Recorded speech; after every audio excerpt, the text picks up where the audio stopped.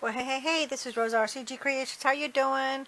Bringing you today a video on printing off your printer and then stenciling the background. And what I've done is, here is a card. I print this. I have a program called Print Master Gold, and it has all kinds of clip arts and all kinds of stuff on it, real photographs and stuff. But check that out. Check it out on the web page. It's called PRINTMASTER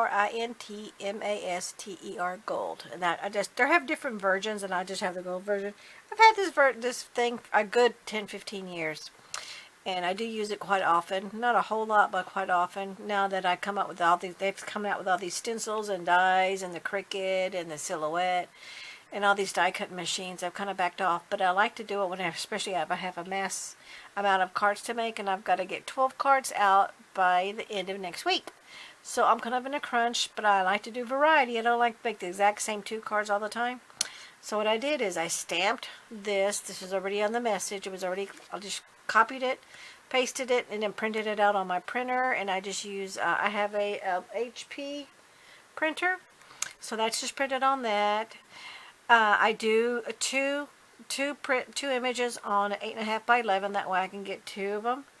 And so sometimes I'm off a little bit, because a lot of times I want to put a message or whatever. And I just created a template. It's part of the Printmaster program. You create a template. So that way you just interchange this inside the box. And you don't have to worry about reposition it unless you want to do some changes and stuff. But anyway, so I printed that, and here is the inside of the message, which is also part of the program. It's got a bunch of sentiments for different kind of holiday themes and all that, and so that was a message that I wrote. But I see this lot of space here, and I don't like that. Sometimes I do, and sometimes I don't. But in this one, because I'm having to do so many cards all at one time to get them out in a timely fashion, I go, you know what? I'm gonna go ahead and do some masking and some stenciling to give myself a background look. So here's what the card looks like originally. And it's, again, like I said, 8.5 by 11. And then here are some cards that I already did ahead. So here's one where I just used my little balloon stencil. And I just inked it. And here's another one that's also the purple. Here's one that's the yellow. I did the yellow balloons. But see how they really have a different focal point on the color that you're using. But I wanted to use the same color balloons that are in the main focal point. And here's another one that's yellow. This one, I went ahead and just did the individual stenciling, which was great, which was fun, and it's nice and colorful. And it does take up the bottom space gap. But this is very, very time consuming when you're doing all these little individual colors. And I did have a little bit of runoff from the red and the green right here, as you can see there. But you know, I'm okay with that. And because it was so farther up, then let me show you this other one that was... So actually what happened was one of these was like this and one was on the bottom. And I didn't scoot down far enough to go toward the middle of the page. Oh, look at this one. I must have moved, and I got a double stencil on that one little balloon. But that's okay. I'm all right with that. And so you see how this is, okay? And then, unfortunately, because I already cut them all off, I don't know which is the top, which is the bottom. But that way you can get 2 cards out of one piece of 8.5 by 11. So, and then what I did here is I puffed this up, the little clouds, because I wanted some puffiness, with the Fluff It Paste Pink Ink Designs. Okay, I had shown this on another video, but I didn't demonstrate how to use it. Today I'm going to demonstrate how to use it. So let's get started on this. So here's my card. First thing that I'm going to do is I am going to do my inking. Oh, I like to keep it folded. Just saves me some space. Now I'm going to put here's my little mask. It's a sticking pad, and it's just got like a sticky note. And I'm going to put this on here, and I do, depending on where they are, I do minimize the text box, so that way you know from one end or the other where it is. Okay, and let's see. There I am. I had another one that was a little bit smaller, so I already folded it, so I already know it fits. And there it sticks, so this way I can ink. Where'd my stencil go? And let's see, make sure my balloons are not upside down. And let's see. I want to give myself some focal point. I actually like the little bottom half of the balloons hanging out. I like that. There's what's nice about you doing something different. All the cards are not going to be all exactly the same. Okay, and then I'm going to put one of my little magnets. This is a Wendy Becky magnetic board, which is perfect for, so you don't have to worry about using a whole bunch of washi tape or that blue painter's tape or the blue tape to keep it from moving around. Okay, so there I am, and I'm using my big I don't know what kind of brush this is called. I don't know where you get it, but I love my brushes a little bit better than I do my stamps. And you do the same thing to clean it out. You just clean it on a towel. You can pretty much use any kind of towel, but I use these anti-static towels. And all you do is just brush it away to get a different color. And then when it comes clean, that's how you know that the ink has already gone off. There's going to be some staining on it, but the ink will not transfer over. Now I've already done 2 purple, 2 yellow, and 1 multicolor. So I am going to do let's do the green one. I like that green color one. Okay, and I'm using the Memento Dewdrop Memento ink. This one's Cottage Ivy. This one is a Dewdrop Versa Magic and a green blue. And here is the purple that I used in Versa Magic Dewdrop. The Dewdrops Versa Magic and Purple Hydrangea. And then I used my Stampin' Up! Yo-Yo Yellow for the yellow. So let's go ahead and do the green.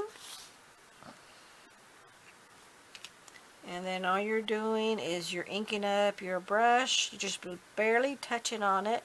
You're not putting a whole bunch of pressure on the bristles. You just want to lightly touch it, but move it all the way around. Okay, so you can see where I've gotten some ink there. And now I'm going to just start on the top and then work my way back down to the bottom. And you can go in a circular motion. Actually, for me, I've been practicing with this brush. I've had it for a while, a couple of months, but I haven't really used it a whole lot. I'm just gonna, I've been practicing, and I just go, for me I have more control if I go in a circular motion with the brush. Now just inking it up, because I'm not using the whole thing. I will on this bottom half, but not on this top half, because it's such a thin area here. Okay. I don't really want a dark green, but I do want some color in there. And I'm just basically coloring in where the stencils are at for the little balloons.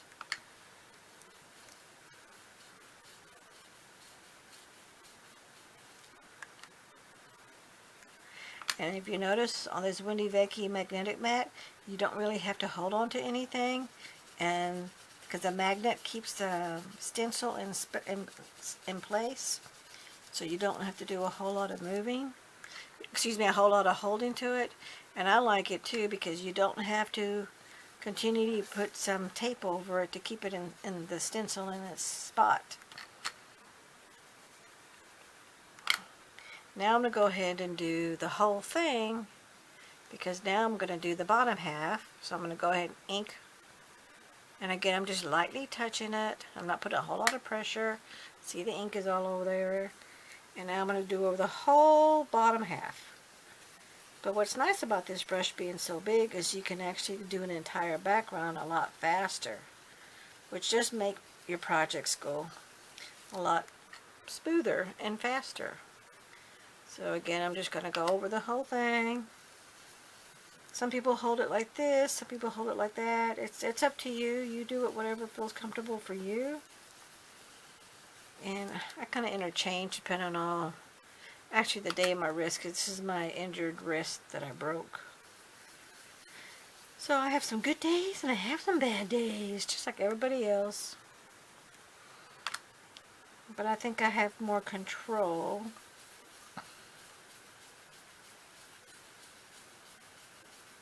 Okay, so you see all that's already colored?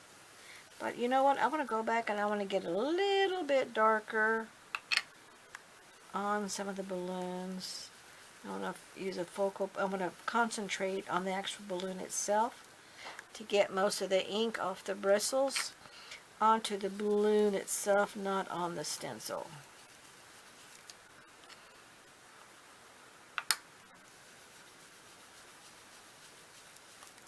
Alrighty, now let me do this corner here, and then I'm pretty much done. But see how fast that went? That really went fast. Okay, you know, I see this side over here is not near as dark as I wanted on some of these balloons.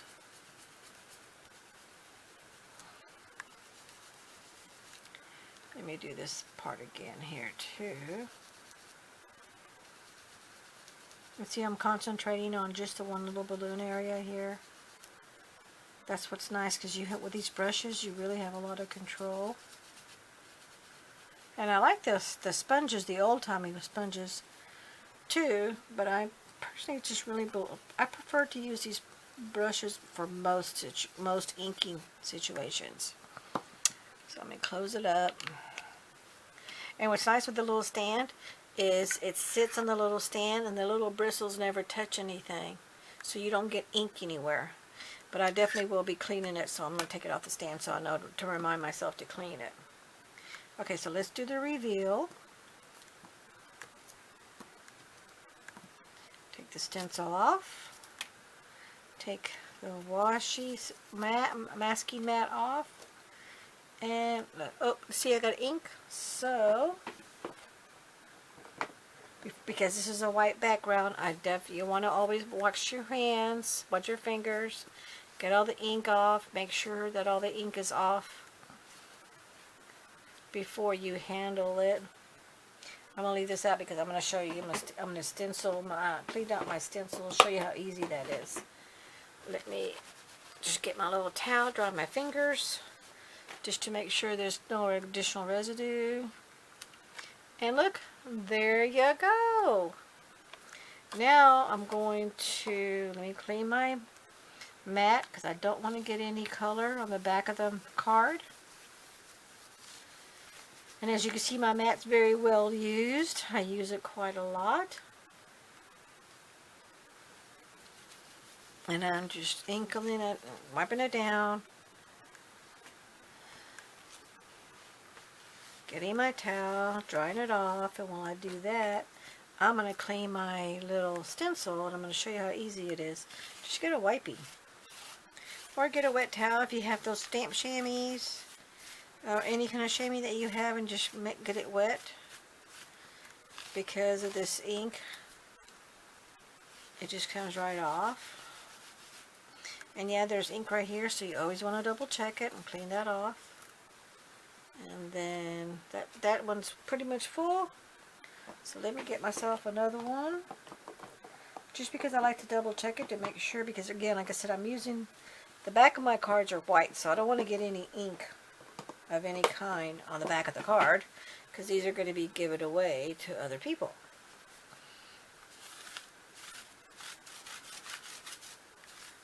And look, see, there's still some ink residue. So it's always good to double check when you're cleaning your area with a clean wipey, so you know if there's still any residual color left behind somewhere. Okay, see, it's not near as dark as before.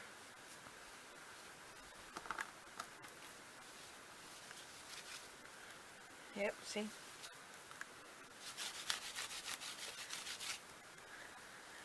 Okay, I'm going to do this side, and I think I'm pretty much done with removing, and see, now the ink, we can let this air dry, or I can towel dry it, totally up to you, whatever your time constraints are like. And then on my little towel, I'm going to let this air dry. I got my little ceiling fan going here. Here's just my little towel. It's just a microfiber towel. Got it at the Dollar General store. I think I got a package of 5 of these for $1. And then I'm just scraping the excess ink off the bristles. And then I just toss this in when it gets really dirty, I just toss it in the wash. I don't dry it. I let it dry natural. Because I definitely don't put any Downy or any of that stuff or a dryer sheet in there. That's why I don't dry it. Hubby does the laundry because I'm such a shorty and we have one of those top loaders, not a front end loader, and I can't reach the side, so hubby does laundry. But I fold and put away, so he washes and dries and brings the baskets in the house, and I fold and put away, so we both work together on laundry chores. Okay, and then I double check it on the back side. That's why I always like to keep the back side clean. And look, there's no more ink residue, so that means this bristle is clean. Yes, it's got some staining, but that's okay, but it is clean. And so I can actually put it away, and I'm done with this. Now let me get to... I'm going to put my little magnet here just so it doesn't move on me. I'm going to get my little paste. That's called Puff-It paste. And, oh, here's my little spatula. And a little goes a long way, so you don't really need a whole lot. Get one with a little pointy spatula when you're working with small items like this. And you just dab it. You don't need it really, really overly thick. But if you want really puffy clouds, then you can make it a little bit thick, but you don't have to do it thick if you don't want to. Oh, you know what? Let me take my magnet off because I like to move this around only because these clouds are so little, and I want to make sure that I stay in the cloud. I don't want to go outside. It's kind of like coloring in the lines. Stay in the lines, and you want to do that with this paste. Okay, I'm only going to do one cloud just because I want to make sure I stay within my 15 minutes. I'm really trying to concentrate and making sure it stay under 15 minutes on my videos.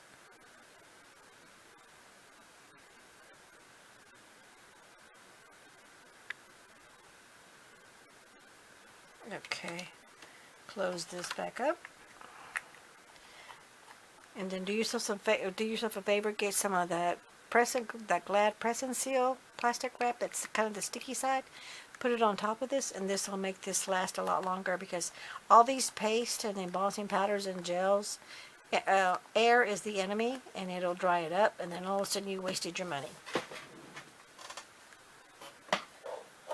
So now this part's going to get a little noisy, but what you do is you get your heat gun. I'm going to turn it on because I want it to heat up a little bit before I get it onto my card. But this activates with heat. Okay, so I'm going to show you. I'm going to be drying it, and you'll be able to see. Look at that. See how it's drying? See how it's pressing up? And I'm going to do the come from the back. See that? See how it's pressing up? You see that?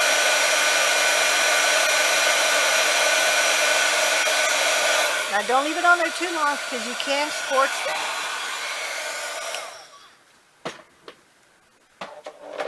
Okay, but so here is the actual original photograph, and here's the puff, and it dries hard. And here is my original one that I did, and I did 3 of the little clouds. I didn't want to do them all. I just wanted to do one, but that is my printing off a printer, or you can use your printer. You can do a clip art. You can do anything off the internet. You can do it in black and white or color, or whatever you want to do. Print it, and then you mask it. Then you stencil it, or you can stencil it first and then mask it. But I found that that's very time consuming because you have to angle this exactly right, and since you're printing, the paper shifts in your printer. It's not really very very time consuming, very time conscious to do it that way. So it's always best to print, get it pretty much where you want it, and then you mask. That's what's a good thing about when you mask, is you get to cover it and nobody knows that you did something